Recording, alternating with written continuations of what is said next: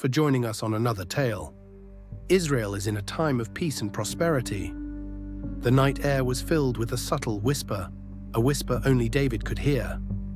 David, looking out the window deep in thought, Israel is secure, stronger than ever. Yet, pauses as if sensing something, but beneath the calm and unseen force, a spiritual presence was at work, planting seeds of pride and doubt. David, Joab, I feel it's time we know the exact number of warriors in Israel, a census to ensure our strength. Joab, my king, your rule has brought peace under God's blessing. A census may breed guilt and doubt among our people. David, God helps those who help themselves. Start the count. But David did not see the danger of spiritual complacency, nor the pride swelling within. Joab, muttering to himself, may this not bring curse upon us. And so the count began. The whisper echoes ever stronger in the king as Joab departs on a mission against his better judgment. Stay tuned for the unfolding tale of pride versus humility as the whisper grows louder with each passing moment.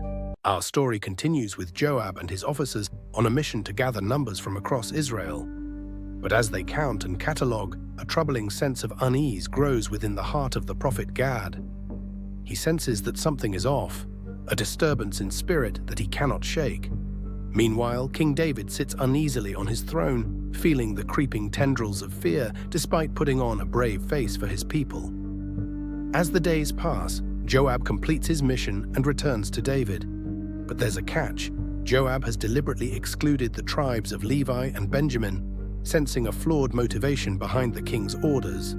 This act of defiance shakes David deeply, echoing the nagging guilt that has been building in his heart.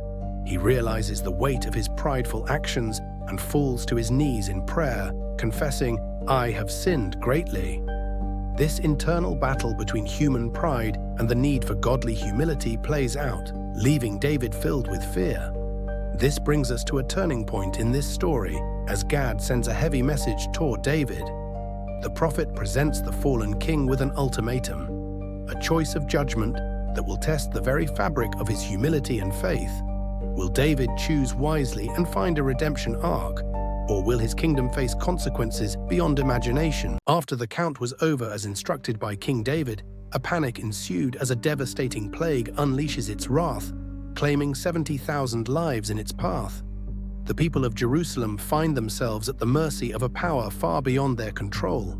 Yet amidst the chaos, one man must face the consequences of leadership. In a moment of divine reckoning, David is given a choice: to trust in the imperfect hands of humanity or surrender to the divine will of God. David, voice trembling, let your hand be against me and my father's house. As the angel of the Lord looms over Jerusalem, sword drawn, the fate of the city hangs in the balance. David, weighed by the burden of leadership, confronts the terrifying reality of divine justice. God speaks to his prophet, Gad, go to David, instruct him to build an altar. On this ground, the cycle of destruction shall end. Gad approaches David, delivering the divine message. Gad, the Lord's word is clear. There is a way to stop this. Build an altar in this place.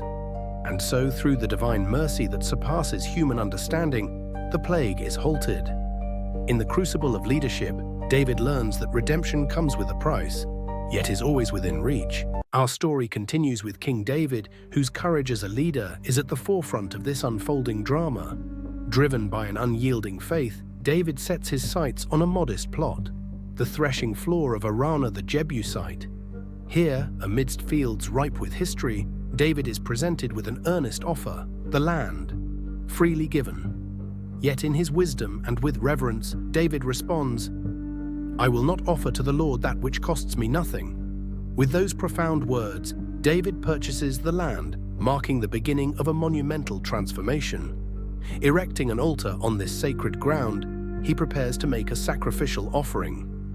As David's prayerful sacrifice ascends the heavens, a brilliant blaze of divine fire descends, consuming the offering in a magnificent display of heavenly approval. This divine intervention heralds the end of a relentless plague, sweeping away the clouds of despair and restoring peace to the land. The ground trembles, not with fear, but in consecration, becoming a hallowed site that will echo through eternity. The earth beneath David's feet is destined to cradle the Temple of Solomon, an enduring testament to faith and redemption. Don't forget to follow, like, comment, and share, and hit the bell icon for more biblical stories set to inspire your spiritual work with Christ. Until next time, remain blessed.